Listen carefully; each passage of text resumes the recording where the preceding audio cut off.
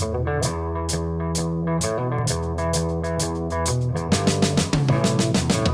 is a journey connecting the music with the people that inspire us.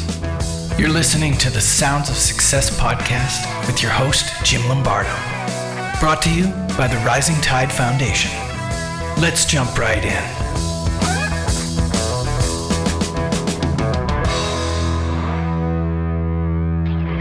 Podcasting, as we know it today, began to catch hold nearly 20 years ago and has grown since then exponentially.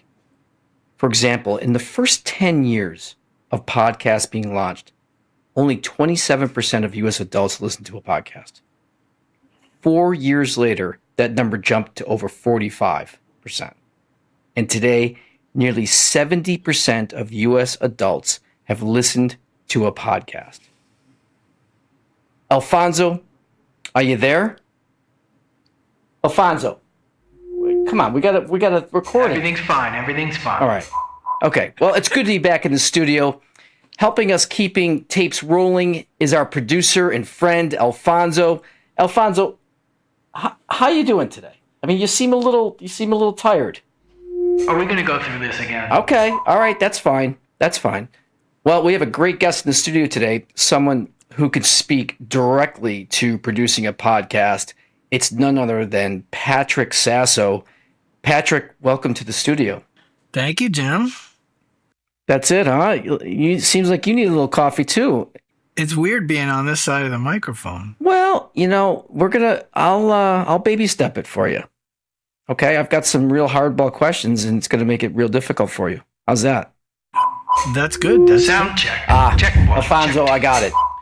We're gonna reveal a song that we think captures you, your nature, and your personality. Are you ready? Yes. Look how tentative you are. I love it. Okay, so we're going back to the 8th track of the 1991 album, Road Apples. Okay. By the Canadian superstars, the Tragically Hip. And the song is Three Pistols. Oh. And I picked this song because it tells about Canadian history and the artist Tom Thompson. And I'll go into that a little bit more maybe at the end because I think this is going to make a lot more sense, but it won't happen for another hour. So, yeah. So let me ask you a question. Mm-hmm. Three Pistols, Tragically Hip. Did we nail it or did we fail it? What do you think? So I really like the Tragically Hip, and sadly I couldn't tell you which song that was, but if you played it for me, I would get it. I just felt a pain in my shoulder. I'm not sure. Because of my Canadianness? Like I'm that's supposed correct. to just That's exactly correct. Yeah. All right. Well, I'll let you go because I think like an hour from now, mm-hmm. if I'm in my time machine, yeah, you're going to be like this. You're going to be like, oh. Well, I can tell you this much about like I'm a sonics person. I like sound. I like sonics, and what the hip is, those sonics, is definitely me. Like I love those sonics. So, even without the lyrics, I'm digging the sonics. So I'm sure that's nailed it there. Well, anyway, as much as I would love to play that song, it seems that the Federal Communication Committee won't let me actually play that song, which is disappointing. So yeah. we'll have to maybe spend some money someday so we can get the license. So you're good to go. Check's good. Okay, great. So Patrick, in a single sentence, how would you describe your current role? It's all basically art direction and creative direction. And that's really most of my function. And that in that creative direction, it's podcast, director, podcast, producing. Right? Yeah, exactly. That's what we're talking about. So, yeah. Okay. All right. Jim. Mm-hmm. Let's lay down track one and get that backstory. Let's start from the beginning. And this is where I think I'm most interested because Windsor, Ontario, and I know this already, so I don't want to. but let's talk about where you grew up. What do you want to know? Where'd you grow up? I got lots. Well, let's start. You're born. I'm born, and my parents tell me that on the day I was born, it was 100 and something degrees. No way. Yeah. It was right in the middle of Detroit burning because of the riots. Ah. I had to be cesarean section. All right. Well, that's all. I don't know if I was necessarily going there, but that's okay. That's what you're getting very detailed. You do remember. You remember that. You remember that vividly. I have a vivid memory of my parents telling me that all the time. Okay, but so this is Windsor, Ontario, though, correct? It's a border town through and through. It's strange being part of a border community, and it's very different now since 9/11 because of all the crap that's happening with borders and things like that. Right. And it used to be so easy to cross the border. It was like, no, it was nothing. We went for lunch. Right. And what I didn't realize until much later, I went to school in Ottawa, and that's only 8 hours away in Ontario. And you'd think that it was close enough to the U.S. for people to, from it not to feel different. But it started to be like, I wouldn't call it anti-American, but it was very Canadian. And I never felt that Canadian. Right. And I never felt that American because obviously I grew up in Windsor, so I never felt like I could claim being American. Right. And I never really felt that Canadian. So it was a strange limbo. Well, you didn't feel that Canadian because you were so close to Detroit, you think? Yeah. Yeah. Okay. Well, I didn't understand how not Canadian I felt. Let's put it that way. Okay. And when did you come to that realization? When I moved to Ottawa, which I was, I guess, 19. And Ottawa is very Canadian. If you want a Canadian place, that's Canadian. Yeah. So Montreal, I would say is pretty Canadian too. Yeah, in a different way. Yeah, Montreal's a lot more cosmopolitan. Yeah. Yeah. And Ottawa has a world vibe because of it being a capital, but it's still really Canadian. Yeah. Yeah. So, yeah. All right. Well, how would you rate your childhood on a scale of 1 to 10? I would rate it actually pretty good. There are some complicated family dynamics, but I would say that, I have to give my childhood itself a pretty strong 8.5. Ooh, 8. All right. Yeah. Do you, sisters, brothers, are you? Yeah, I'm the oldest of 3. I have a younger brother who's 7 years younger. We're very close. He lives in Ottawa.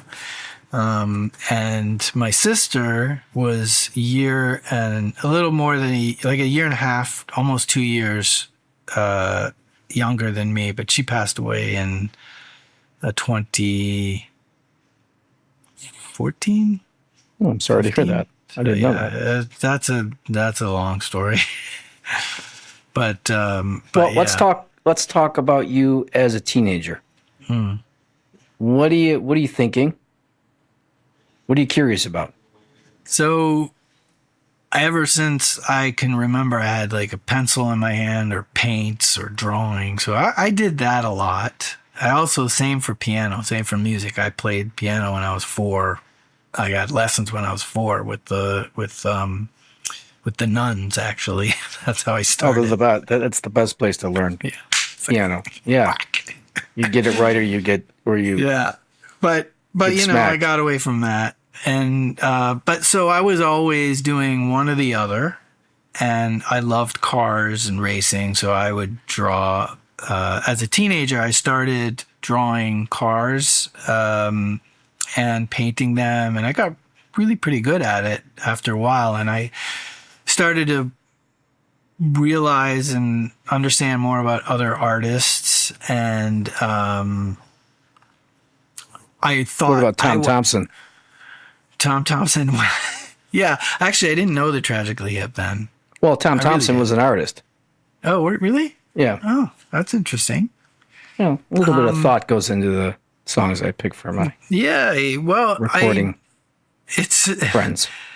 I was pretty bad at really understanding the artist process. I wasn't allowed to, even though my parents really liked what I did, drawing and painting, and I was good at it, and piano, they sort of liked to hear it. By the time I was a teenager, pounding at the piano for 4 hours a day, I think they got a little bit tired of that. Yeah.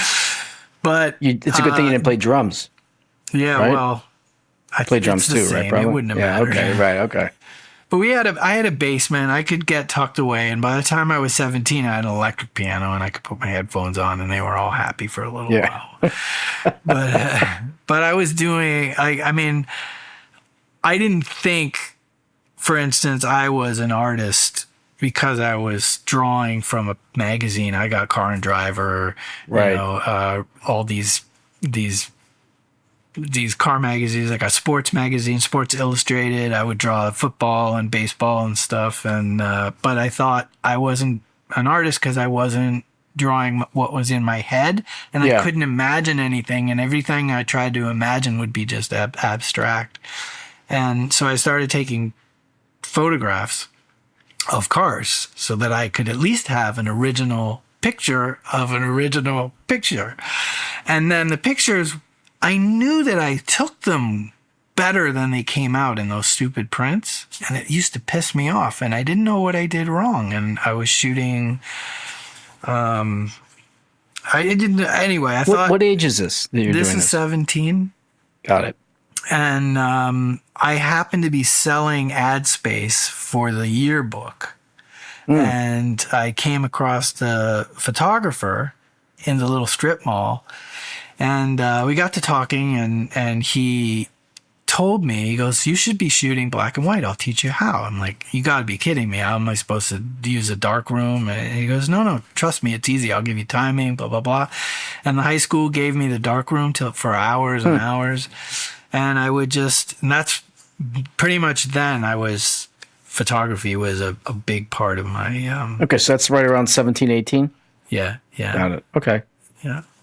What about outside of the photography? Any jobs that you had to kind of bring a couple bucks in? I mean, when I was 12, I had a paper route. That's where I started. No one even knows what that is anymore. Yeah, I know. Good to be a robot. But it taught me a lot. And but I hated it with a passion. So that's young though, right? That's probably like 10? Yeah, but I was 11 maybe. Okay.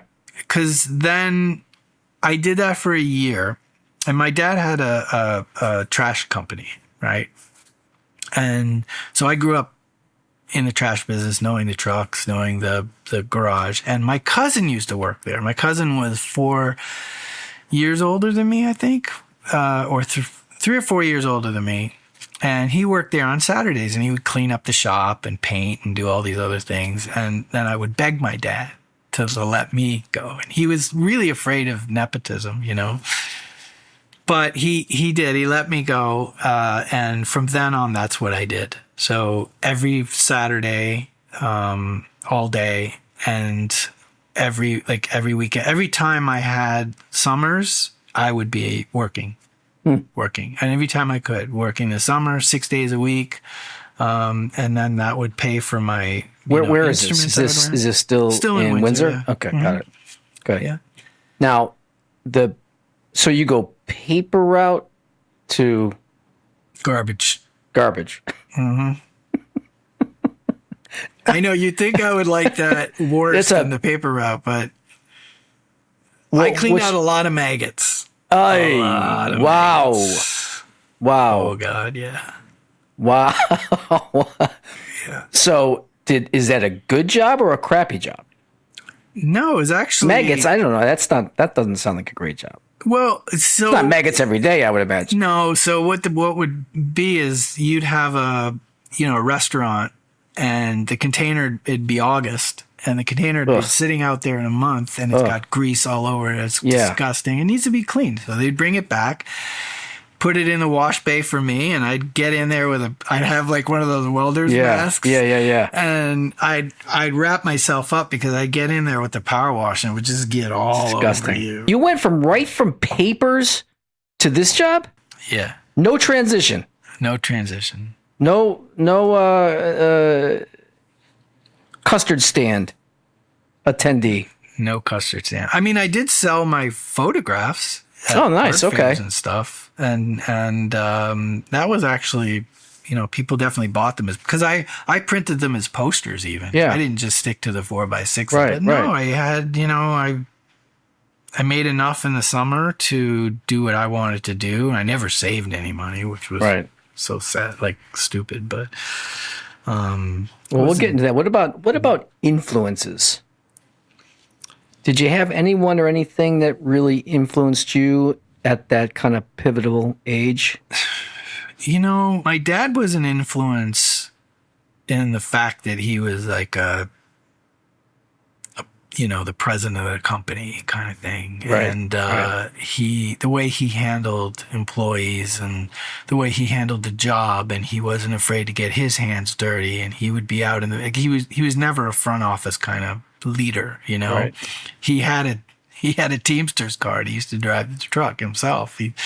So it was inspirational that he started at 18 and did his own thing, made his own company. And what was inspirational about the work ethic? Yeah, or kind of like not sitting in an office, kind of commanding. What was it that influenced you? Just that he had a humility combined with a go-gettedness. Like he wanted to do, he would go to places and think this has got to be a better way. So he would try to find a better solution. And, at the time there's no Google. This is 1962, 64. Right. And he's looking at other trucks, other kinds of systems, and he finds a lugger system and he finds a roll-off. And then with his own fabricators, he came up with the kind of bubble for the back that, it was always flat for the packing, because he's like, I keep running out of space the last hour of the day. Right. So, I love stuff like that. And I like the way he sort of just sort of managed it all. And I did every job in that company. At 15, I was dispatching. Mm-hmm. I fired a driver once. Wasn't supposed to. Straight from newspapers to human resources. Exactly. People love that. People love when 15-year-olds fire them. Yeah, that was an interesting day. Were you worried? Were they going to come after you?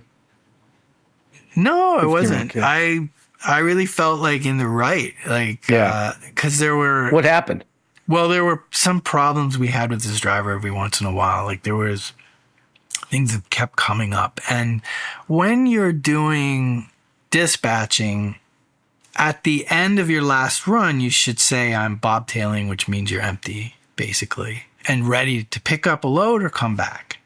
And I had an emergency call, right? And I knew where the guy was. He was right there where the emergency call was.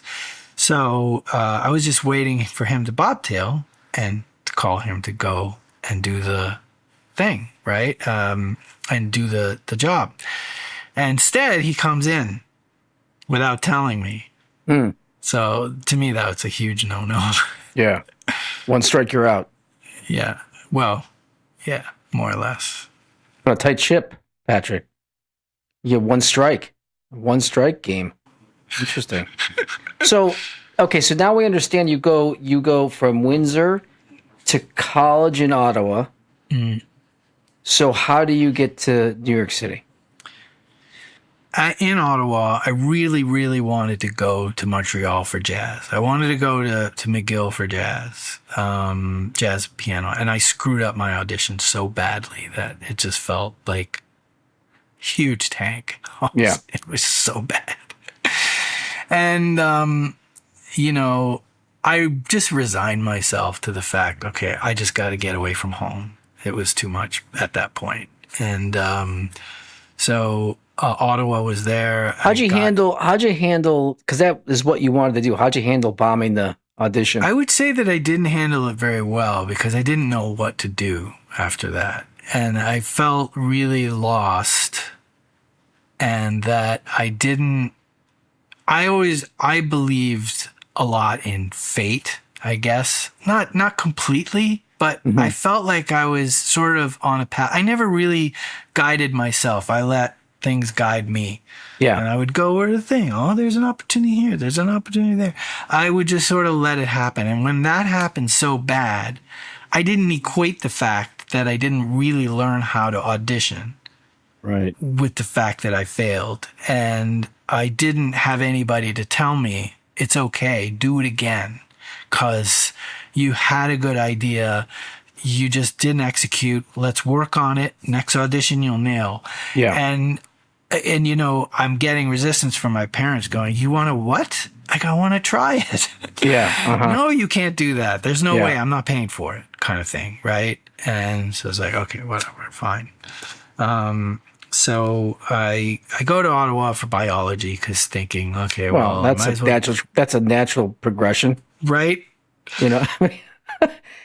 If jazz doesn't work, I'm going to do it. Biology. I'm going to be a doctor. Right. That was your plan B. Your plan B was biology? Well, no, the only other thing I sort of thought of was business. And knowing my dad, I thought I learned a lot about business, which I did. Yeah. And I think, what is business school going to teach me? But, in 1990, what is business school going to teach? It was different. Right. It was a little bit different in 1990, but whatever. I would have learned for sure some things. But I wasn't thinking, I was thinking, I don't care. So I just did it. And I just did what? Moved to New York? The biology, because they let me biology. in, and that was it. Uh-huh. So I was like, I got to do it. And so I just left, and I was going back home for BFI, which was a big waste company, and they had places all over the place. They had one in Italy, I found out. And I was like, hell yeah, I'm going to try to go to Italy. So I wrote the president, and I said, I've been working since I was 13 at BFI in Windsor. I said, I know all of the shit. I don't care what I do in Italy, and you don't even have to pay me. If I can go there, I'll work on the back of the truck. I don't know. Is there any way?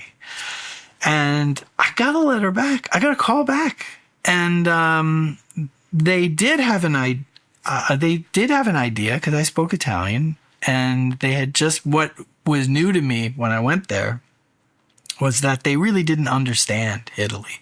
They didn't understand the places. They were called cantieri. They were all over the place, and they didn't know how to talk to them. They're from Houston. These guys are Italians. Right. They needed somebody to talk to the Italians a little bit. So I went there for 2 months, but by the end of it, I said, listen, I got a semester left.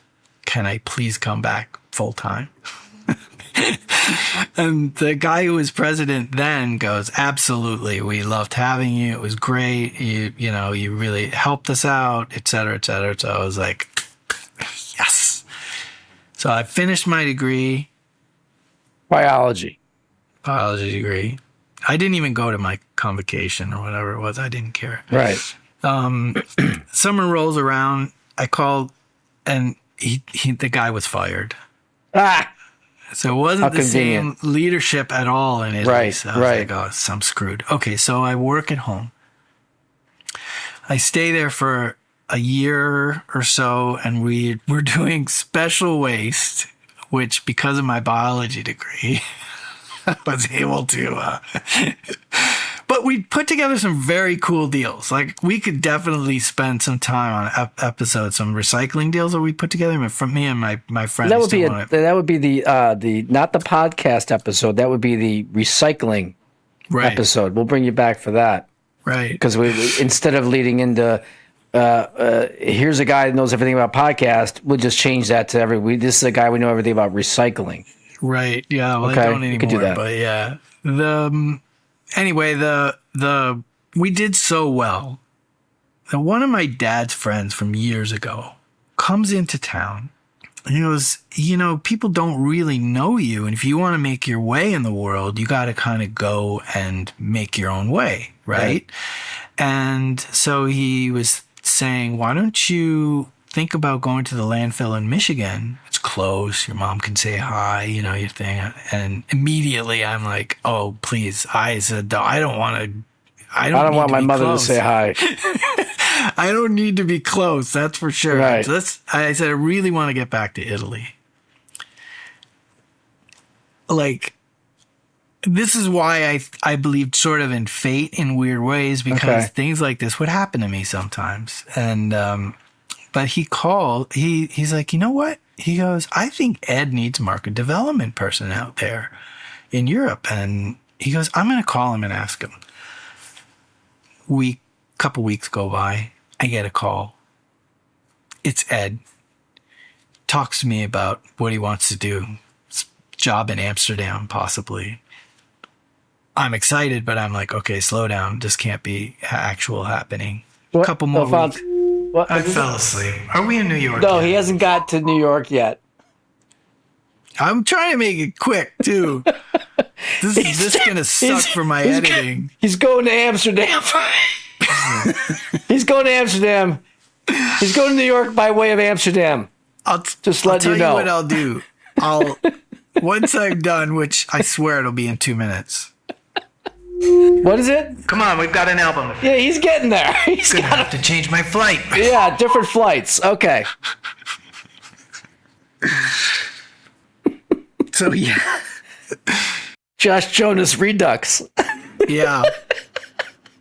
Yeah, this is as bad, isn't it? Oh no, go ahead. I'm just teasing you. Go ahead. I know, it's good. So Amsterdam. Yeah, well, so they interview me in Texas. And then another 3 weeks later, I get a call. You're going to Amsterdam. We want you there. So I was like, oh my God. It was a Thursday, and I've been there 3 days looking for apartments. And all of a sudden, he goes, I want you to fly to Milan and speak to Pier Giorgio. He needs somebody there. I was like, okay. So I go, it was London. He was meeting me in London. So I fly to London. I meet Pier Giorgio. He was like, I know you were going to go to Amsterdam, but I'd really like you to come to Milan. I was like, but trust me, that this is better for me. So that's how I ended up in Milan.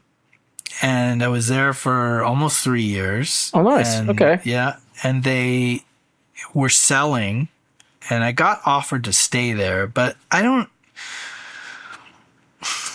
really know how to explain it, but I didn't feel like it was for me yet. And what does that mean? I don't know what that means. What wasn't for you? They're selling the company. To stay in Italy. As amazing as it was, I fell in love every day. I felt, the clothes were outrageously fantastic. Yeah. The beauty there is fantastic. It just was an amazing place for sure. The food, everything. But I had an opportunity to come to New York because of things that were changing. And I thought, this is my chance to get to New York City. And was that always in the back of your head? Was New York always in the back of your mind? Yeah, I mean, I always wished I could get in a New York state of mind. Mm-hmm. And BFI was never in New York until that couple of years. They were only there for medical waste, and it was a whole big thing. That's another interesting, fun story. But I ended up in Brooklyn, and because of what I was doing, which is mainly sales, I was doing door-to-door sales because of all the toppling of all the mob things that were happening. And I got to go Brooklyn, Bronx, Queens, all over the boroughs. So I really got to know them, and it was really great experience, and it was really interesting. But, they sold again. I tried the thing on, I tried to do the sound. You gotta start listening. You gotta start listening to some of that. Every time you go somewhere, they sell it. Oh, I never thought of that. Bad luck charm for... No, maybe a good luck charm. Put some money in people's pocket, I'm sure. Oh, that's true. Yeah, I did, definitely. I mean, they did when they sold, that's for sure. But I always knew, I tried, and I wanted to be a music producer, and I tried, and I did some things, and I got some, but I didn't really understand how to build it, and it all happened so fast. Yeah. And I had maybe 7 months of savings to deal with, and that ran out, and I had to take another waste job, and it was national sales, and it was okay, but then I got fired. And they didn't sell it. They didn't sell it.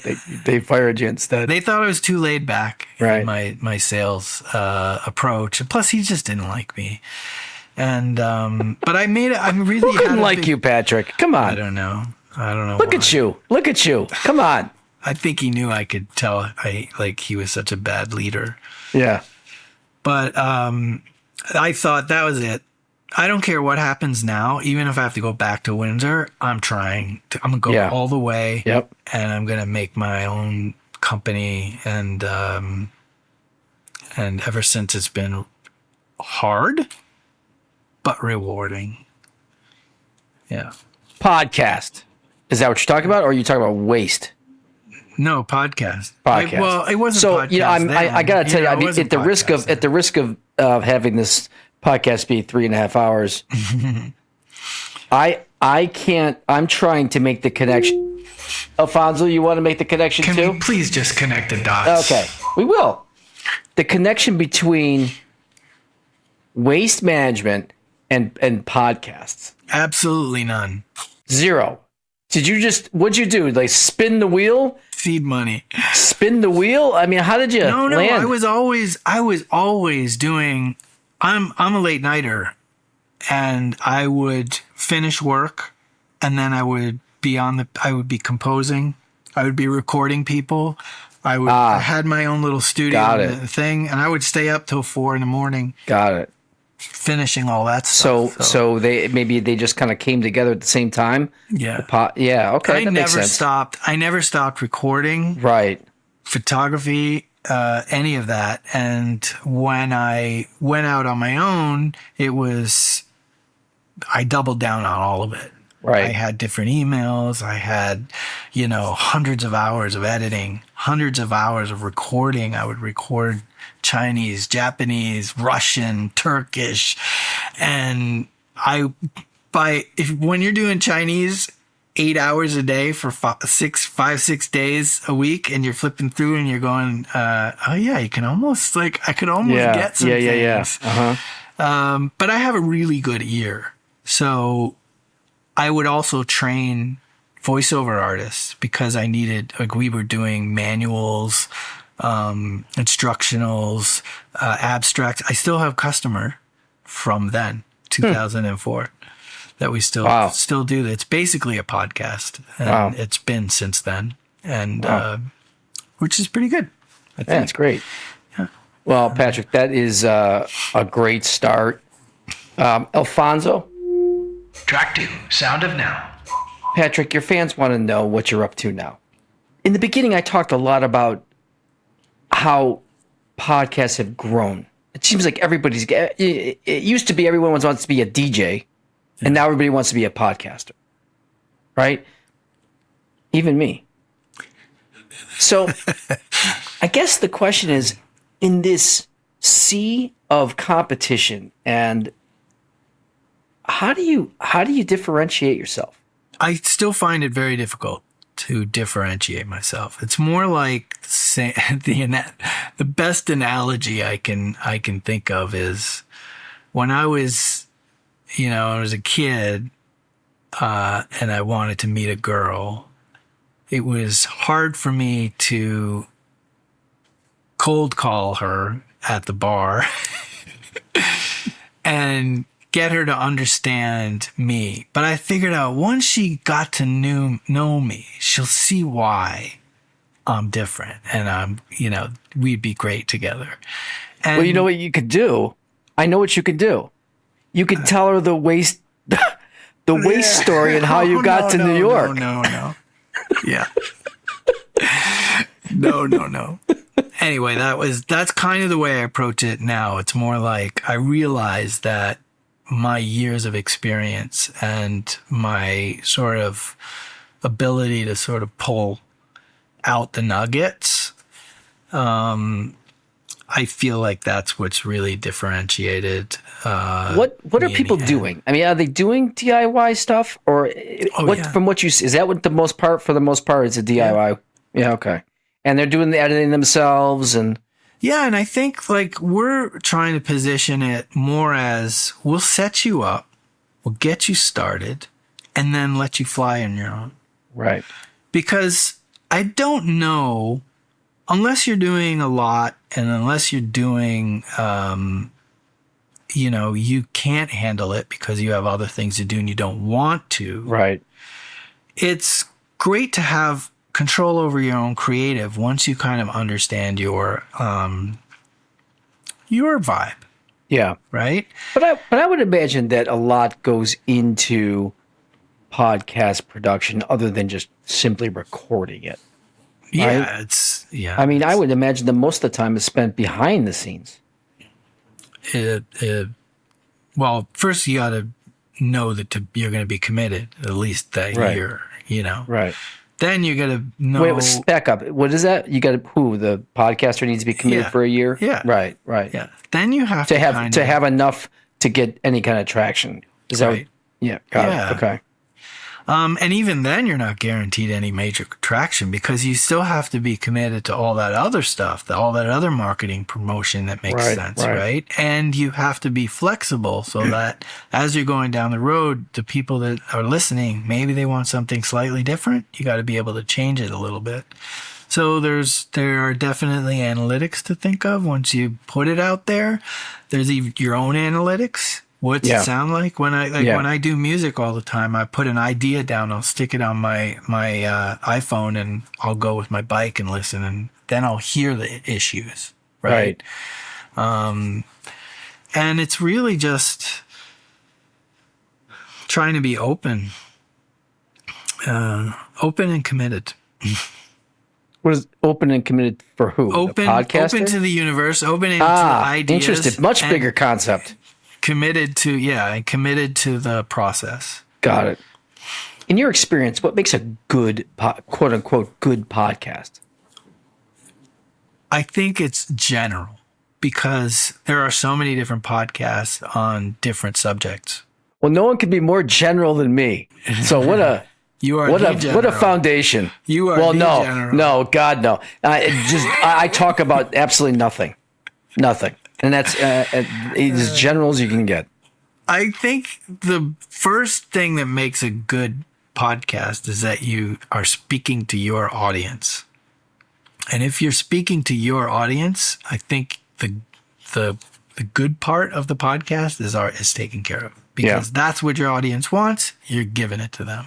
That's what makes it right there. And it doesn't matter what you're doing. If you're a mechanic, if that's what your audience likes and that's where they're listening, then you got it. That's it. It's a good podcast. Yeah. And then there's obviously success meters where people, if they want to monetize or if they want to try to make promote what they're doing within the podcast, there's ways that are beneficial that aren't easily analyzed, but the analytics can obviously help you get sponsorship, right?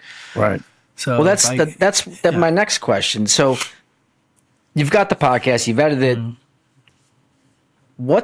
This is, I would think, the hardest part of promotion. What are some things that you can utilize to promote a podcast? So I guess you'd have to kind of break it down to, do you want to monetize the podcast or do you just want to get it out to a large audience? I'm not sure what that next step is after you have the edited product.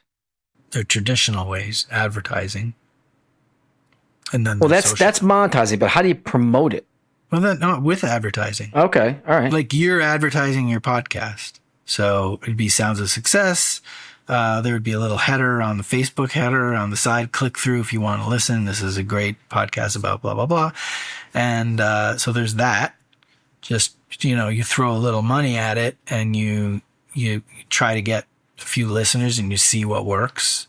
And then there's social media, right? So, and social media is the DIY sort of. But isn't that a service that you provide too? Yeah. Yeah.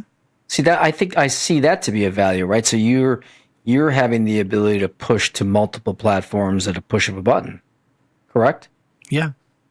And I would Yeah. see And that's, some I mean, it's very beneficial to have, because of our experience, we, can shape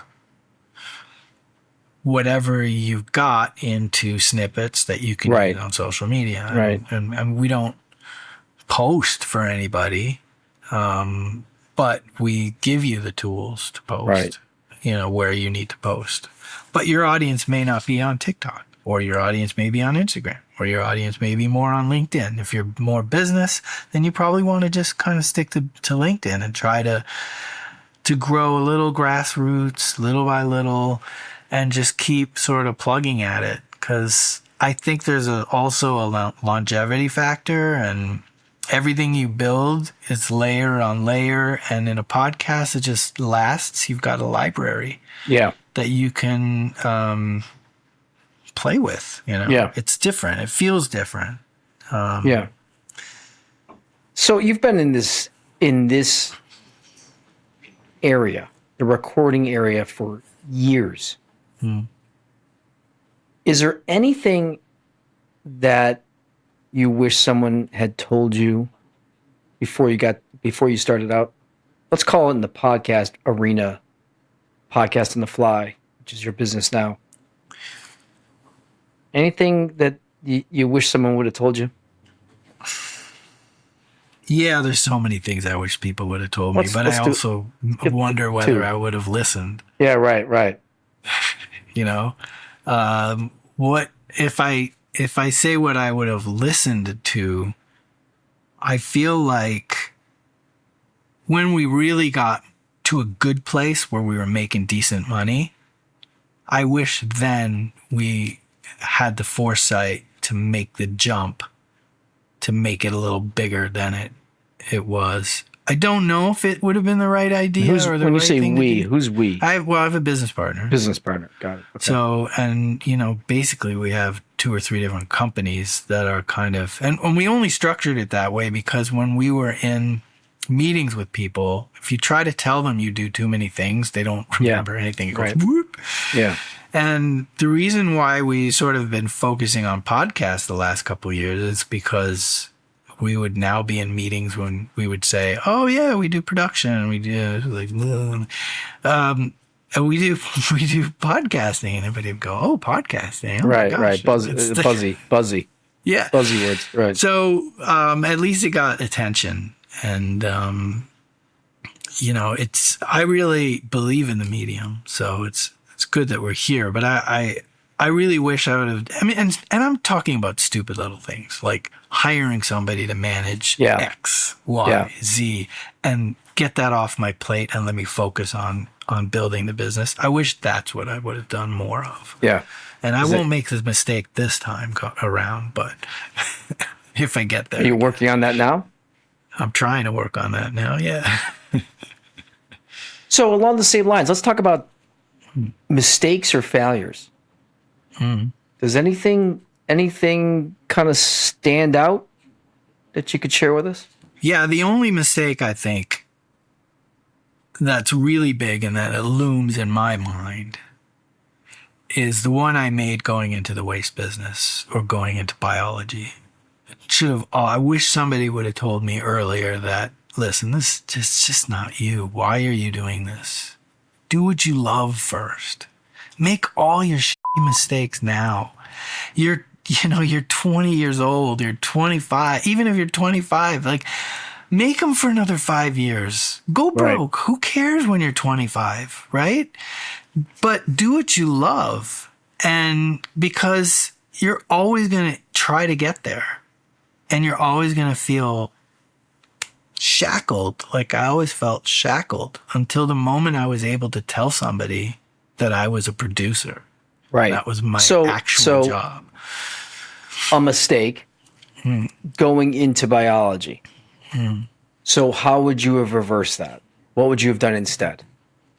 Well, I mean, big hindsight. I would have got a fine arts degree first. Right. And then I would have probably got a business degree, maybe, or I would have apprenticed somewhere. And I think because my first love is really the studio, I think I'd have been in a studio somewhere. And I would have tried to just get to New York. But I was afraid of New York. I thought New York would eat me up, which it probably would have. It eats me up now. What about self-doubt? You ever deal with this? Yeah, what time is it? About 3 seconds ago, 10 seconds before that. Okay, so it's a reoccurring theme, you're saying. Mm-hmm. Yeah. So how do you handle it? I mean, definitely I always feel, am I good enough? Right? But then as I got older, I understood that I was definitely good enough, but was my marketing good enough? Right. And the answer was definitely no. So I learned that it's not always the talent, it's the marketing of your talent. Yeah. But I didn't understand to what extent till much, much, much, much later. Yeah. And so for the longest time, I wouldn't put out songs or I wouldn't put out this because it was like, it's not ready. I didn't do it. Right. You know, I would have a caveat or Right. whatever. Now I just put it out. It's not, what are you going to do? And when I can market it, I'll try to market it. But so if I'm hearing you correctly, you were saying that you had the self-doubt of not wanting to put it out there. It was almost like a procrastination maybe and potentially like trying to make it better and better and better, which in turn was a procrastination. Yeah. And I mean, the self-doubt now is, can I convince somebody or can I get, is this the right path? Should I be doing this now or should I just let it go because my time was then? Do you have any self-doubt about the laundry you have right over your shoulder? Is there any? My laundry? It looks like there's a laundry basket right behind you. Oh. Some shirts and stuff. Yeah, well, my wife, if she listens to this, is not going to like that. Because here I am. There's the self-doubt. There's the self-doubt. You don't need any more. That's the pinnacle. That's the pinnacle. That's awesome. I love that. It's her textiles because she does styling. Oh, got it. Okay. It's not dirty laundry. No, it's textiles. Got it. I like that. But this is one of the reasons why she hates this view. But I like it because it's a bookshelf. Yeah, that's cool. Yeah, cool. Ain't no judgment here. No judgment. So resilience. Mm-hmm. Now, if we go back to the self-doubt, let's talk a little about resilience and adaptability, because those two things seem to be cornerstones in life. So how do you view them? And not only how do you view them, how do you cultivate them? How do you cultivate resilience and adaptability?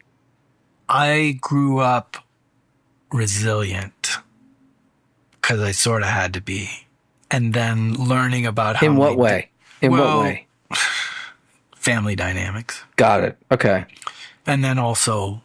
Pressing through. Yeah. Pressing through. Like what I even described, like going into biology, it's that's my resilient part. Right. It's like I did the biology, but every night after biology class, I would sneak into the music building and then I would... Ooh, adaptable.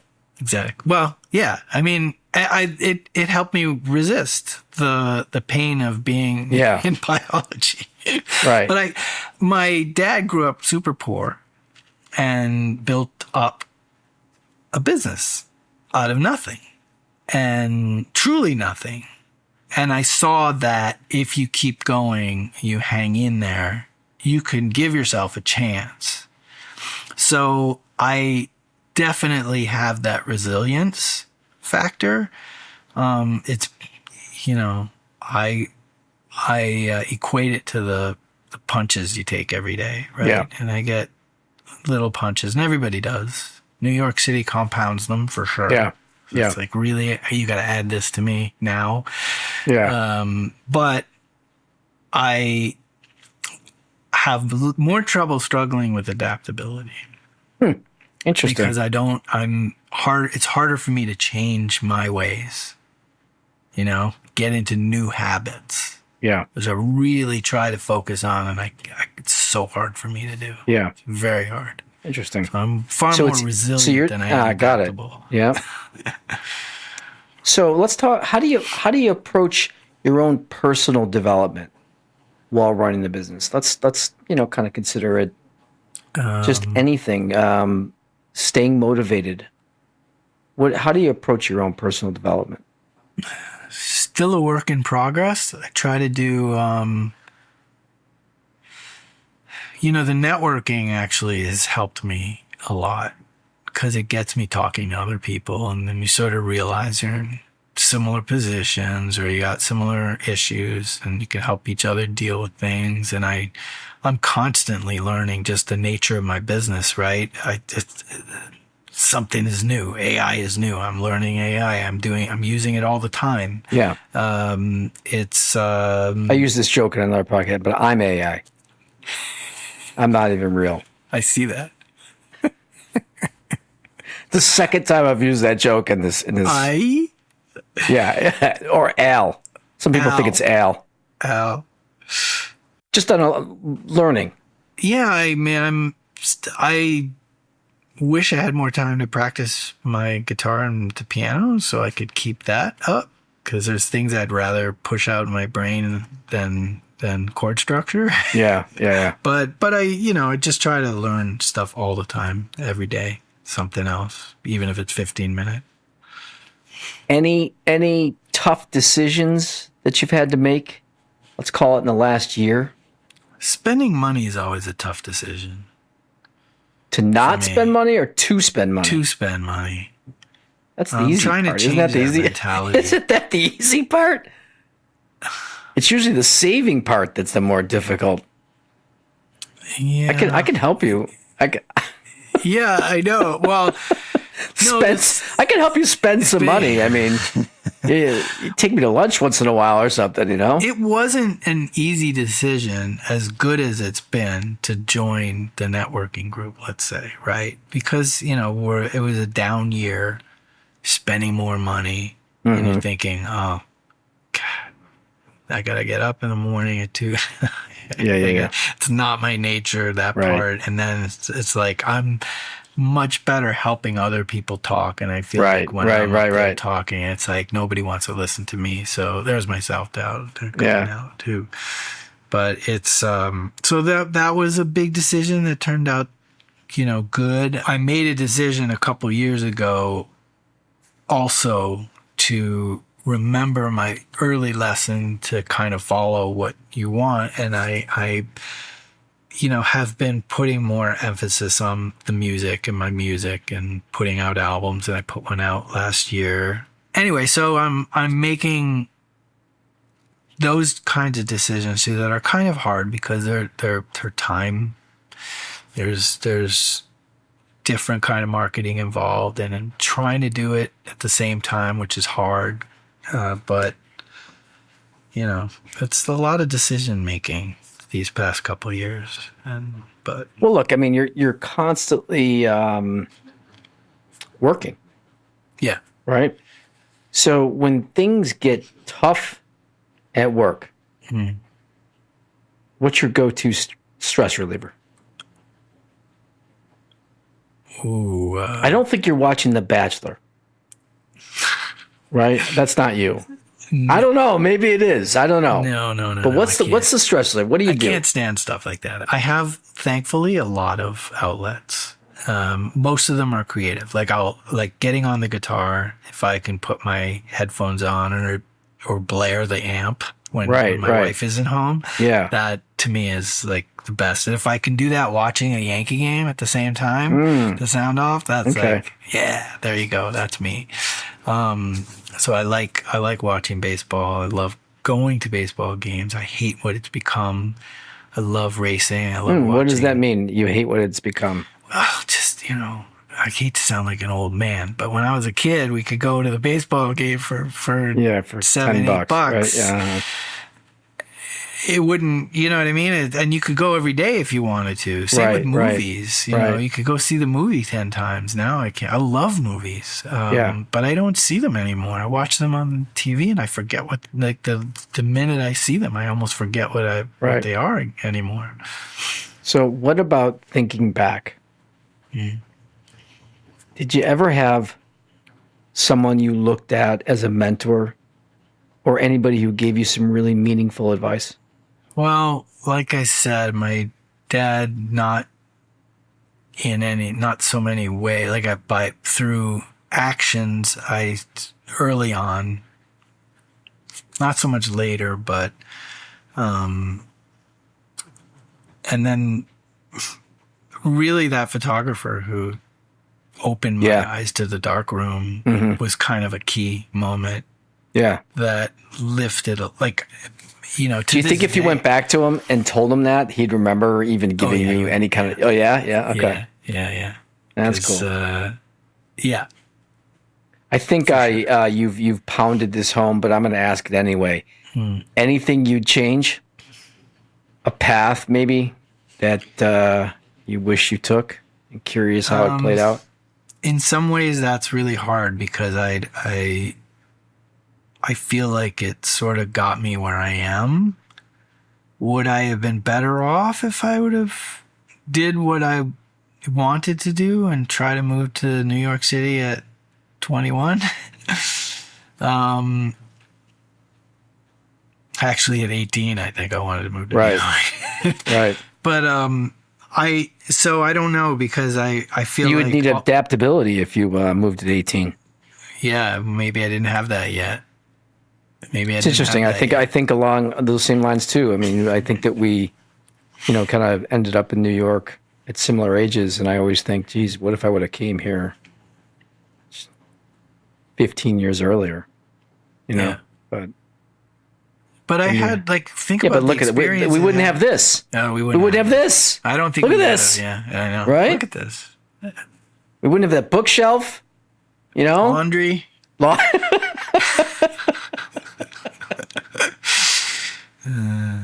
So, let's talk about going forward. Where do you see yourself personally and professionally in the next 5 years? Nice resume question. Well, I'd really like to put, a solid dozen to 2 dozen podcasts in the bucket that are what I would call successful. So mean like a new client? Yeah.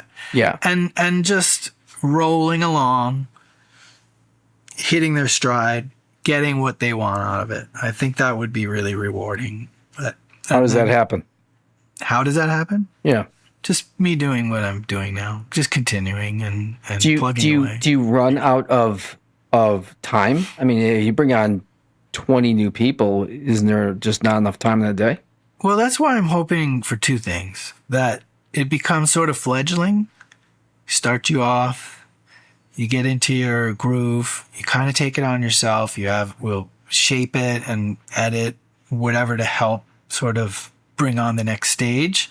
But really, it sort of gets a little handoff. And if not, I'm not afraid this time to build the business with the people. And I've already been in talks the past 3 or 4 months, looking for people and putting people on my radar and just thinking about those kinds of things. Because I think that's definitely... If it's a handoff, how do you... I mean, I don't want to get specific, but how do you make money then?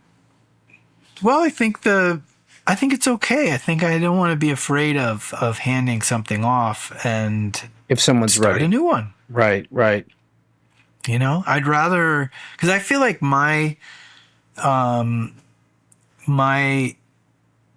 strength is really in the liftoff. Encouragement, structure. Yeah. Do you ever have to say no to anybody? They come to you with an idea and you're like, yeesh. I haven't got there yet. That's a zonker.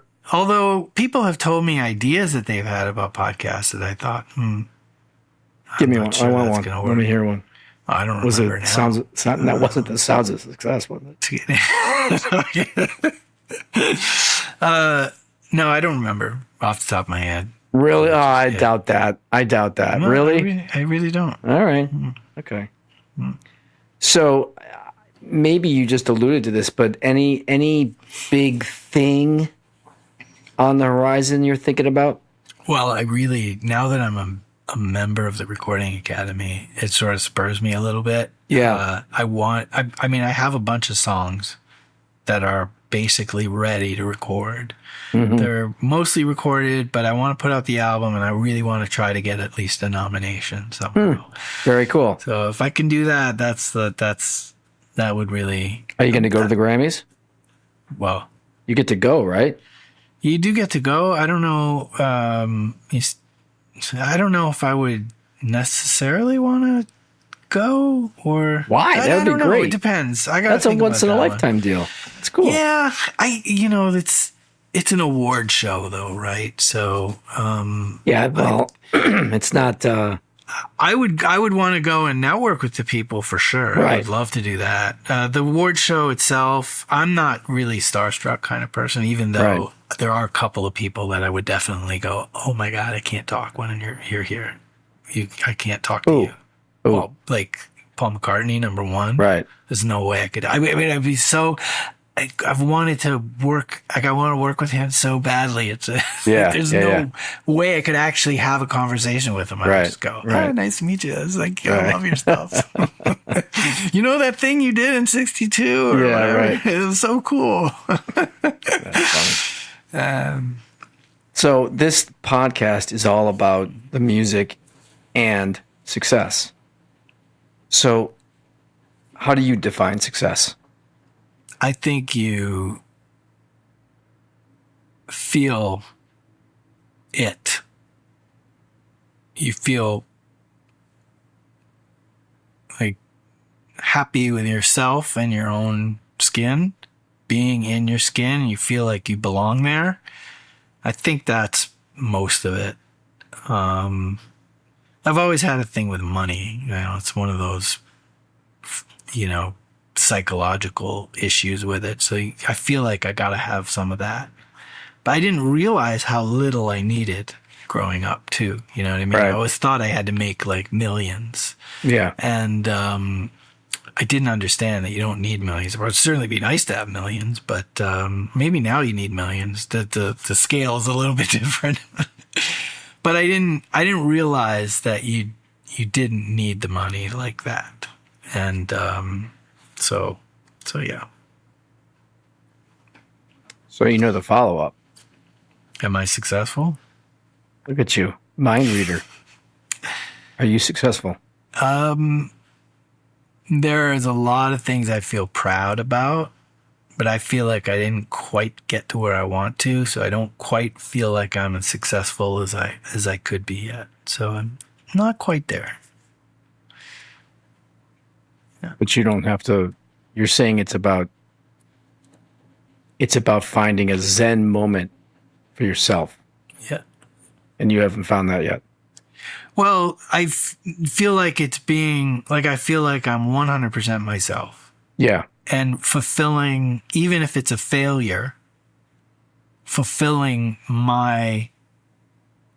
what should be within me out. And Yeah.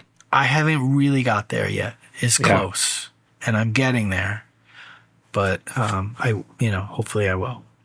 Jim, this is really shaping up. Let's talk about liner notes. Okay. Great plan, Alfonso. Look, great album so far, but as Alfonso indicated, we need some liner notes for this album, okay? And this is where your fans are really going to get to know you. So, Patrick, are you ready to put some liner notes in this album? Let's go. Who is the closest person to you, first name only? Well, it's got to be Gina. Okay. If we ask Gina to describe your quirks or a weird habit, what do you think they'd say? Oh my God, she's got too many, that's for sure. Everything's a weird quirk when you're... I'm serious. I'm not joking. I'm not exaggerating. These are weird quirks about you. Yeah. Everything Yeah, is a okay, weird let's go. Everything I do Give me a couple. weird Let's quirk. go. I want weirdo. I want the weirdo. Well, she thinks it's weird that when I start like breaking into song for something, or like I'll I always have some weird thing that I'm like singing in my head, or the coffee machine, I'll turn it on and it has this is a perfect example. Okay.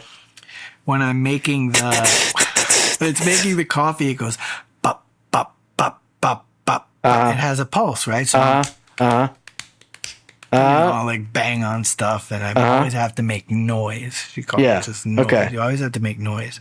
Okay. Yeah, it's definitely one big thing. I'm always making noise. Give me another one. Go deep. Well, I don't know if that's a quirk, but she hates it. Like Give I it just to me. I'm a guy that wants to please, right? You just gotta tell me, what do you want? I really wish you'd clean the bathroom. Just tell me. Whoa. That. You got to have standards. You got to draw the line clean somewhere. The house, whatever, vacuum, whatever the thing is. Like Vacuum. Yeah, exactly. Whatever. I got to see that. Go get the vacuum right now. I want to see that. It takes me almost 4 hours to clean a one-bedroom apartment because I can't get going and say, I hate taking the vacuum out. You know what that's like? It's like you going to majoring in biology. No, it's almost worse. I could see that. Pulling out the vacuum is one of the torturous things you could possibly do as a human being. There's a great Family Guy episode where he shoots the vacuum. Oh. I don't think I remember that one. I love Family Guy. He shoots the vacuum. Oh, that's a quirk.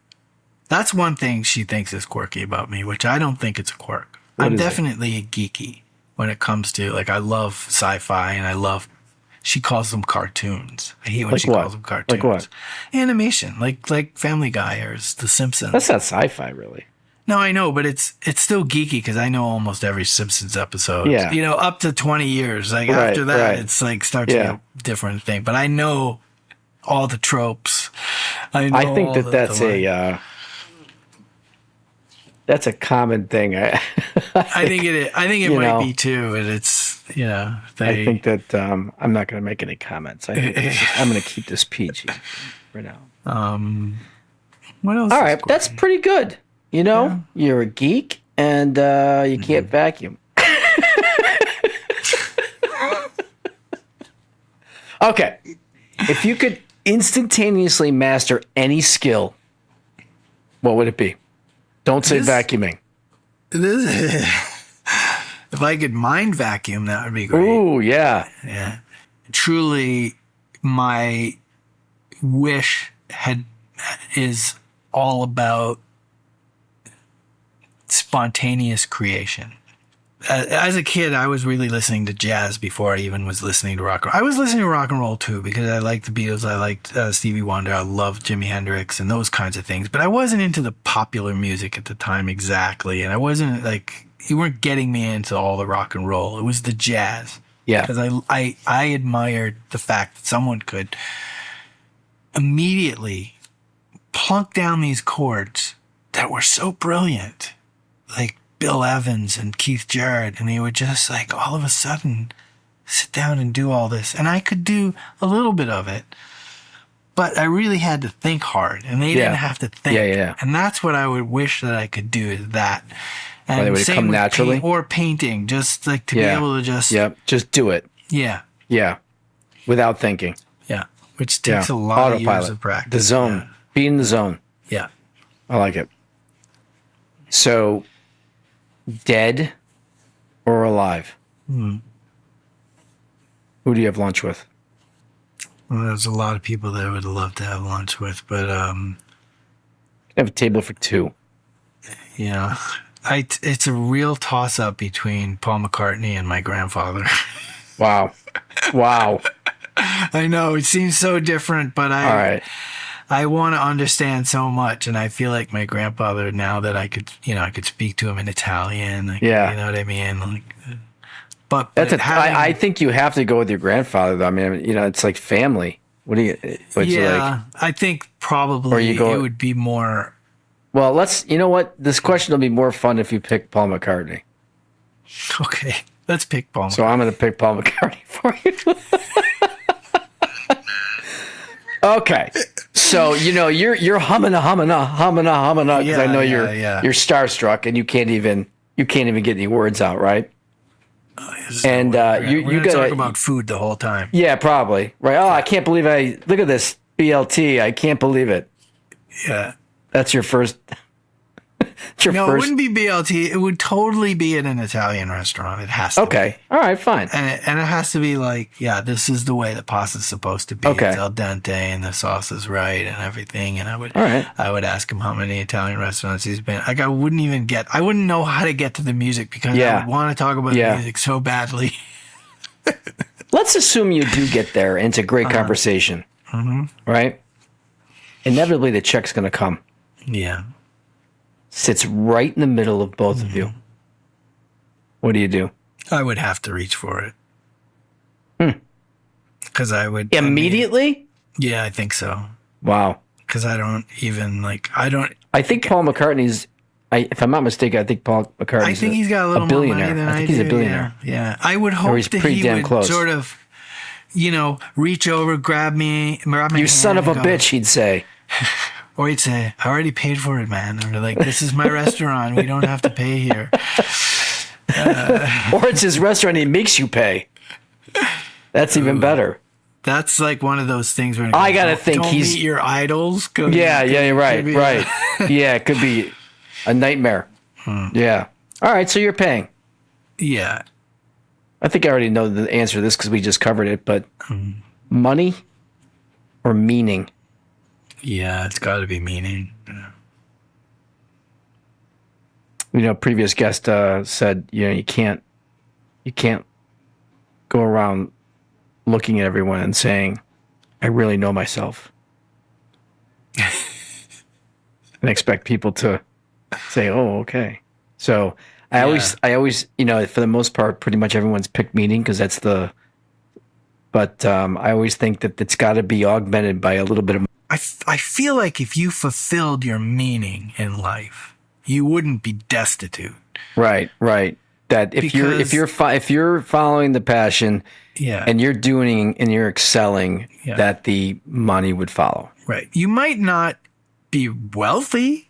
Right. You might not have savings, but you'd be sort of getting along, and maybe you'd find meaning out of whatever. Like, I think about people who are really good at helping others and things, and you see some people are pretty incredible at what they do, and they don't really have the means, but they're doing it. They're there because they really believe that they can help somebody, and they do it, and I feel like they've got their meaning out of it, and they may not be wealthy, but they got their meaning, and they're gonna die happy probably. Well, they'll die broke. Maybe. Maybe their kids won't, though, because they won't have anything to give them. Okay. Books and movies. Mm-hmm. I'll ask you first, which one? Which one do you lean to? Books or movies? Well, I lean to movies because it ends up just being easier, but I love a good book. Okay, so let's go books first. Okay. Which one book would you give as a gift? I mean, it depends on the person and their personality, but I think the one I like to recommend is East of Eden, John Steinbeck. Mm-hmm. That book just blew my mind. It was like out of this world, fantastic book, and crazy. All right, I like that. Yeah. So let's go to the easier one. Movie. Which one do you think everyone just has to see? I like movies that have like guts and like wrenching out the humanity So, like, I like things like Midnight Cowboy and The Godfather. I feel like, apart from the actual guts that The Godfather rips out, Right. Yeah. there's something out of it that's like, I mean, it's just such a perfect movie that it's so hard not to see. But I do, like I said, I love the fantasy movies, like the Star Wars stuff. I love all that stuff. But I hate, that he re-edited it and put in the CGI I'm not a fan of that either. I don't like CGI. I'm not a really, even though I love. It's very obvious. It's very obvious. I don't need CGI. Yeah. But I like it. Good. The whole trilogy too, or do you stop after? I mean, everybody. It's weird though now. Jar Jar Binks. You're. No, I like Jar Jar. I Oh like that. wow! There's one person. Yeah. I know. I don't understand. I mean, I thought that episode was really good, but I understand why people. I mean, when we first saw Star Wars, I was 10 or 9. It was 1976, right? Star Wars. It was such a shock to the system, like Elvis would have been for music people back in the 50s, right? And you see Star Wars, and all of a sudden, it's amazing that the story has lasted. That's why I think that one, the very first one, which is episode 4, whatever it is, I think is the best one. Yeah. Shouldn't have been screwed with, and just is a great movie, and it's just one of those movies that made all the other movies after. Yep. And not just Star Wars, but everything. The hero's journey, Yep. Yeah, I agree with you there. All right, Jim, this is gold. What do you think about a bonus track? Okay, perfect. Good. Let's do a bonus track. What do you think, Patrick? All right. All right.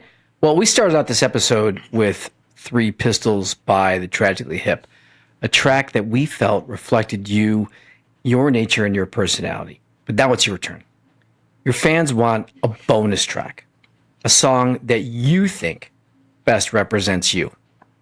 Okay, Patrick, lay it on us. What's the song? Yeah, Daniel Lanois, Power of One. And I ended up choosing that out of the multitude that I wrote down. What'd you have out? What else did you have? Just out of curiosity. Because you only named one. Well, I had Don't Let Me Down, Beatles. For Once in My Life, Stevie Wonder. Mm-hmm.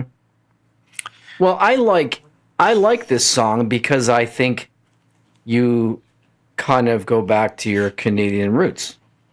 What do you think of that? I forgot. That's right. He's Canadian. He's Canadian. Sure. So I think it's a great song. I happen to like Daniel Lanois as well. Not because of Canadian, but concerts I ever saw. Yeah, and I've never seen him in concert. Quadraphonics in a small venue in Detroit. Very cool. Yeah, it was unbelievable. Well, I've got a fun fact for you. Remember I told you it would take an hour for you to realize why I picked 3 Pistols off the Road Apples album, Tragically Hip? It's actually almost 2 hours. Hour and 31 minutes, yeah. Yeah, so anyway, Daniel Lanois, is a Canadian record producer and musician. You know that already. But did you know he co-produced U2's album Unforgettable Fire? You knew that, okay. Yep. And he went on to produce U2's Joshua Tree and Nocturne Baby. Okay, but this you may not have known. He also collaborated with the Tragically Hip on Road Apples. Come on. In Lanois' studio in New Orleans. And that's mic drop why I picked all that, because it is now the 30th anniversary of Road Apples this year. Yeah. And that's why the Sonics are so damn good on that album. That's 100% right, because he's brilliant. They do attribute Langlois for really the sound of that first album, which was, I mean, there's not a bad song on that whole album. Yeah. It's incredible. Very good. Yeah. It's incredible. So, took 2 hours to get there, but that, my friend, was why that song was your song. Three Pistols at the beginning. And look how I brought it all back around. Love it. Unbelievable. Love it. Patrick, I have to say, I think that's a perfect closing note for today's session. Big thanks to Patrick Sasso. Thank you for recording a great album with us today. And as I've said before, if there's one thing we all seem to share, regardless of background or profession, it's a love of music. The Sounds of Success is all about that love of music and the connections we make, like we did with Patrick's today, through their stories and their experiences. So until the next recording, I'm Jim Lombardo. This is The Sounds of Success. Unscripted, unfiltered, and unforgettable.